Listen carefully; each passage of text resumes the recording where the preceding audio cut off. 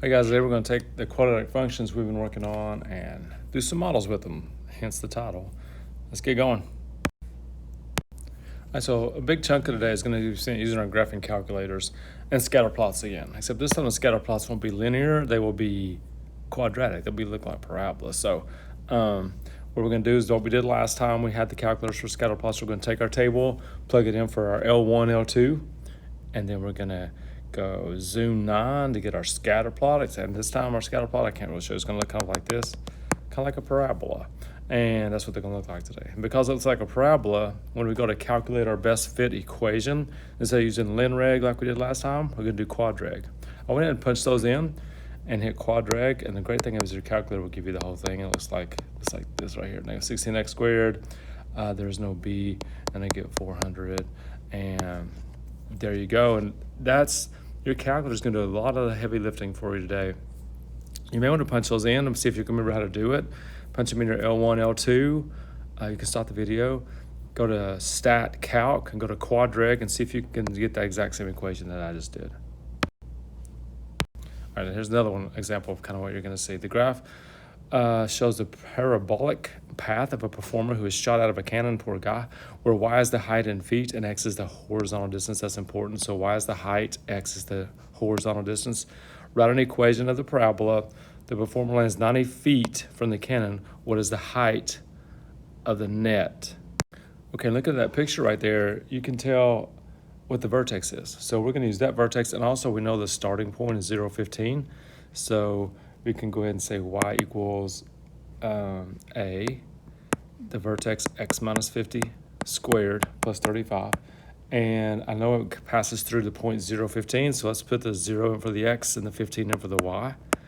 Trying to find this a here. If I put 0 in for x, that just becomes negative 50 squared plus 35. That square should be outside the parentheses. That's really important. I'm going to move that 35 over to the other side, make it negative 20. Square the 50. You get 2500a, which means a is going to be negative 0.008. Therefore, my equation is going to be y equals negative 0.008 x minus 50 squared plus 35. And we've done all that kind of work before. Now, the question tells us that the performer did land 90 feet from where he was shot out. So he wants to know how high the net is that caught him. So I'm just going to put 90 in for x, because remember, x, if you lose the problem again, x is the horizontal distance. So I'm going to put 90 in right here, minus 50 squared plus 35. I'm going to take 1 second and punch that whole side of my calculator and see what I get. Got it? It is about 22.2 feet, so we say about 22 feet high is what that net is. So he's not actually hitting the ground, thank goodness. He's landing in a net, or it would hurt. All right, here's another one. A meteorologist predicts or creates a parabola to predict the temperature tomorrow, where x is the number of hours after midnight and y is the temperature. Write a function that models the temperature over time. What's the coldest temperature? And part B, what's the average rate of change in temperature over the interval in which it's increasing, decreasing? Okay, the average rates of change. We'll talk about that in class tomorrow a lot. First of all, we're going to do part A, write a function that models the temperature and what's the coldest temperature. So here's the points they gave us. They gave us 3 times where x is the hours after midnight and the y is the actual temperature. Okay, pretty cold day, pretty cold night, I should say. And looking at these points they gave us 2 of the x-intercepts. So let's go y equals a. It crosses at 4, also crosses at 24. So we know that much. And then they gave us another point right here, that 0, 9.6. So let's plug the 9.6 in for y. Let's plug that 0 in for x. I love the 0. That makes this quite a bit easier to do, which gives me 9.6a over here. If I multiply this side out, I'm getting 96. Not the a, sorry about that, the a is over here, which gives me a is 0.1 when I divide, 1/10. So my equation is going to be y equals 0.1, x minus 4, and x minus 24. So there's our equation. Now let's see what it's asking us for. Okay, that is the function. That's it for the function. Then it says, what's the coldest temperature? Now the coldest temperature, obviously the coldest y is going to be the vertex. So remember, the vertex is halfway between our 2 x-intercepts. Halfway between 4 and 24 is 14. So I'm going to plug 14 in for each x and see what I get. And when I do that, when I plug that in, the 14s, I'm getting -10. So it is -10 degrees at 14 hours after midnight. Okay, so part B. Probably I'm gonna have to move this up a little bit. Average rate of change. Remember, rate of change is a fancy word for slope.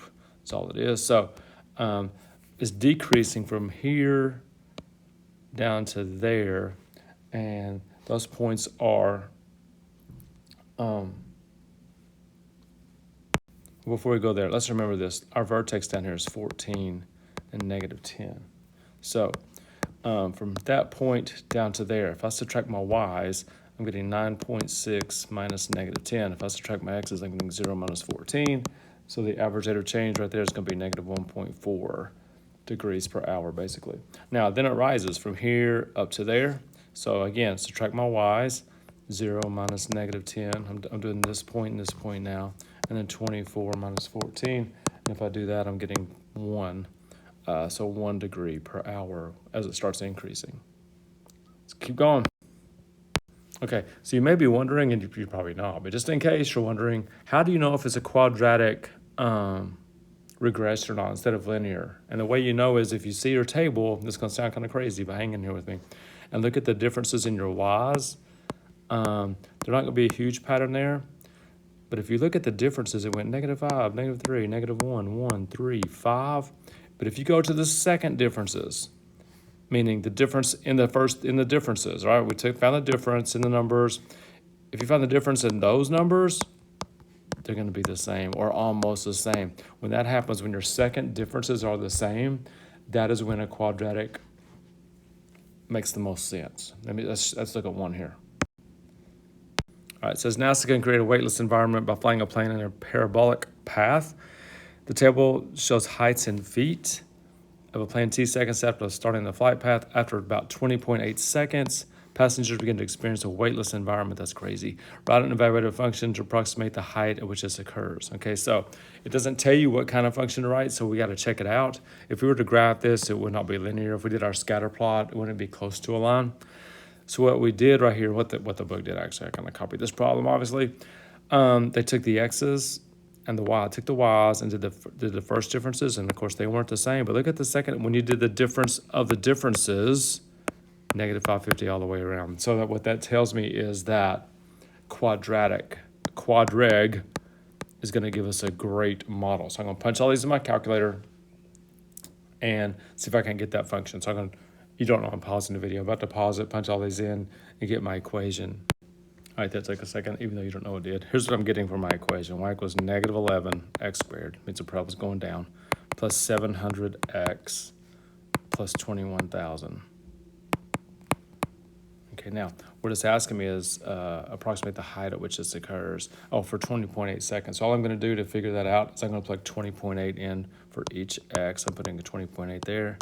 20.8 there, that's the seconds, and the y is the height. So I'm just going to punch that in real quick, see what I get. And I'm getting 30,800.96 feet. So, 30,800 feet, pretty much, you start experiencing weightlessness. So, all right, guys, that's quite a bit for a video. You have to really, I hope you're in class tomorrow. It'll really help. Try to be there all you can. And also, you need to really focus tomorrow. A lot of calculator. Please make sure you have your calculator tomorrow. Sorry about the length of the video. Kind of is what it is today. So see you then.